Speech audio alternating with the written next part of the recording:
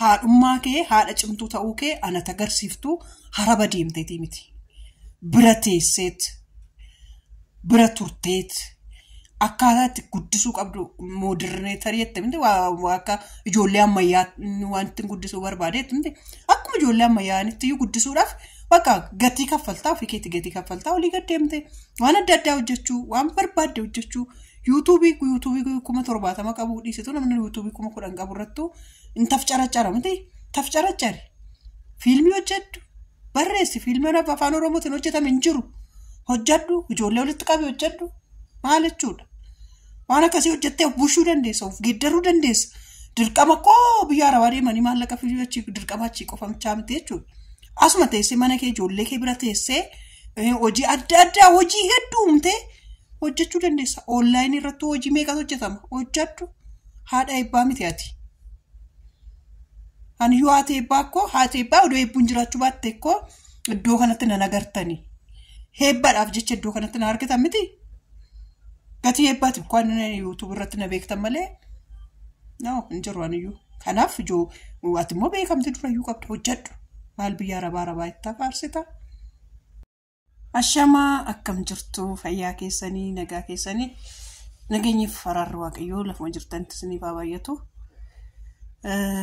Istikaarra waan tokko irratti fayyoon dhuguma hin deemti dhuguma biyya arabaa deemti ijoollee ishii gattees hin deemti meetiinis gadhiisti obbolaashii isin ergu haatis harkaa fuuti jiraanis usheedha kanarratti haasofnaa jechuudha.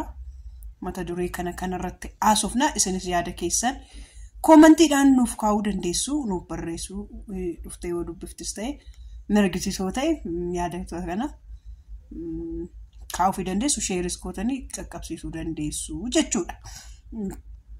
Tokko waan meeqatu miidhama beektu meetiin of ajjeesuu dhiisuu ishiif amma fakkeenyaaf yeroo darbee akkamittaan biyyatti galee maafan biyya deemee jettee qoricha dhuguudhaaf kaatee akka oolte ni beektu. Mucoon kun ammas qoricha dhuguu dhiisuu ishii fi fayyoon biyya arabaatti deemuu ishii faladha jettanii ta'uu dhiiftu eenyummoo dhabdi ijoollee ofiishii tokkotti miidhamuudha moo ijoollee sadi miidhutu caala harka caalutu wanti hojjetaatu ilaalama. Fakkeenyaaf maallaqa yoo jettan maallaqa dirqama oduma irraayyuu deemee hadda baheera ta'ee jechuudha. Ijoollee isaa lamaaniif dirqama mana barumsaa waan galii qaburraa hin kenna jechuudha jiraan bakka dirqama kennuufi qaba hin kenna. Garuu gurri diinaa hin nagayini gurri diinaayyuu kanatti hin fidinii aaduuduu isaa yoomiyyuu gargar hin baanii isaa yoomiyyuu waliin dhiisan tokko jira. Ishiinis kanaaf jettee biyya arabaa deemuu qabdu. Akkuma nama kamiimmoo YouTube hojjetaa jirti. YouTube irraas maallaqa argachuu dandeessi. Tarii. Kanaaf osuma teessee ijoollee ishii guddifachaa YouTube ishii hojjechaa taa'uun hin danda'ama. Dirqama jiraanii bira jiraachuun qabu jechuudha. Jireenya mo'achuudhaa fi dirqama jiraan bira taa'uun qabu. Maaliif dirqama sawannoo miti kun jechuudha. Kanaaf ijoollee sadi miidhamuurraa ofiishii miidhamtee haati immoo haadha hin jedhamtuyyuu ofiishiitii yoo miidhamteedha. Amma ishiinumte jechuudha fuudhuma ishiiyyuu biyya arabaatti oduma deebiteeyyuu deemtee meeltaalii miidhamte fuma ishiiyyuu jechuudha. Ijoolleen koo maal keessa jiru? Akka durii sanitti yaadin jechuun amma fakkeenya faariidhaaf godhuu dandeessi miti. Ijoolleen koo maal keessa jiru? Dhuganiiru laata? Nyaataniiru laata? Rafteen raftu? Hojjetteen hojjettu? Isuma dhugaa isiniin jedha. Mee isti biyya geessitee biyya tursiisuu dhiisitoo oduma torbee tokkoof irraa adda wannotte hin dandeessu ofiishii maraatti jechuudha ofiishiiti maaliif ijoollee kakushaan irraa adda baatee hin beektu naaf roobis irraa adda hin bahee hin beeku kanaaf kana fudhachuu hin qabdu kana fudhattee deemuus hin qabdu yoo danda'ame jiraan hin deebi'a eessayyuu hin deemu aarii amma cabsatutti hin deebi'a hin dhufaa. Yoo tarii wanno ta'e malee jechuudha hin deebi'a kun jechuudha. Isa sireessitti amma naasaa jirru miidhama isa qoosaa bakka qoosaatti hin qoosnaa. Inni qubna garaa haasofnaa. Isa qubna garaa haatumtiyyuu hin ergitu. Haadha ishii bira dhattee torbee tokko haarii cabsachuu dandeessi. Torbee tokko turuu dandeessi. Haadhuma birayyuu immoo geessu wannoon hin baaftu. mucooni cimtuudha meetiin himta akka ishiin deemtuun gootu. Deebitu biyya sanitti. Waguma deemudha biyya deemnayyuu jechuu baattee fuutee too manumaan gadi baay'attee mucaan shakkituudha. Maandii ishii baay'ee cimtuudha mucooni. Ni shakkiti waan ta'eef beetiin himti mataan ishiiyyuu hambisuu dandeesse jechuudha. Akka biyyayyuu hin deemne afuu dandeessi maybe inafti jechuudha. Lammaffaa immoo itti yaadirra deddeebitootti yaadi. Maali amma jechuun biyya Arabaa yoo deemte yoo ammam sii kaffalame 80,000 kufi 90,000 caala sii kaffalama. 80,000 fi 90,000 immoo YouTube kee lamaan iyyuu waxxartee camtee waan adda addaa mata duree adda addaa yoo hojjette nama biraatiif iyyuu irraa naftu biyya Arabaatti deemtetu akkas taatetu sammuu kee dhabdee ijoollee kee dhabdee akkas taate ofii keetiifis dhabdeettu tokkoffaan beekamtii qabda. Beekamtii kee irratti namni amma jechuudha shankoor modoo nyaachatti viidiyoo hojjettee fayyoo namni ni ilaalu ijoo inni ilaala.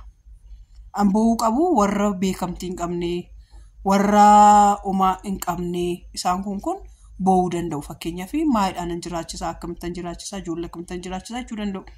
Fayyoon mataan ishii tiyaatiraadha. Mataan ishii jechuudha ofii ishii qofaa ishii of dandeessee tiyaatiraadha waan ta'eef ofii ishii teessee tiyaatira adda addaa barreessitee diraamaa adda addaa teessee barreessitee teessee nama hojjechuu dandeessudha. Fiilmii tokko nama hojjechuu kophaa ishii prodiyuusara barreessitee kophaa ishii waan hundumaa daayirektara taate maal taate nama hojjechuu danda'udha. Nama odeensii qabachuu danda'udha. Kanaaf maal biyya Arabaa deemta? Maaliif deemuu si barbaachise? Maaliif jechuun yoo raanfachuu barbaadde kun nama tokko nan raanfatta bar mana keessa taa'eetu waan raanfatamu beekatu jira. Mana keessa jechuudha abbaa manaa faadha manaa ta'ee namni wannoo dhee fudhata garuu mana tokko keessa taa'anii ani ol raanfatan iyyuu hedduun hin jiru jechuudha ijoollee ofiitti jechuudha. Kanaaf raanfachuu hin dandeessu.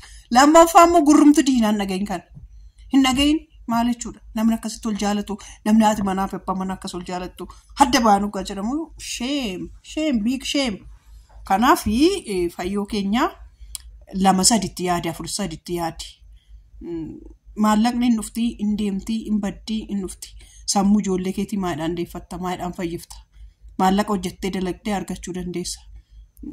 YouTube kee biratti koo gadi baatee chiipsii nagaduu dandeessa bar ziqqattee hojjechuu dandeessa bar maal jechuudha waan meeqa dirqama biyya Aramaa deemuu qofadha ijoollee fi bittinsanii amma moomeetiin bira sii jirti mucaa kee ishiin wannoo faana deemti waan ta'u wadda hojii adda addaa uumite hojjedhu sammuu kee biizii godhi YouTubeidhaan alatti. Maaliif waan tokko uffata boondaa fidii ta'u gurguri online irratti gurgurama maal jechuudha.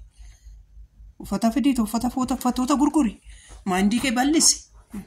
Nu taate moo anamma fakkeenyaaf ana odoo taate ta'e sirriidha. Anamma gadi ba'ee jechuun bishaan budduuffadhee deebi'uudhaaf amma makka rakkadhu natu beeka.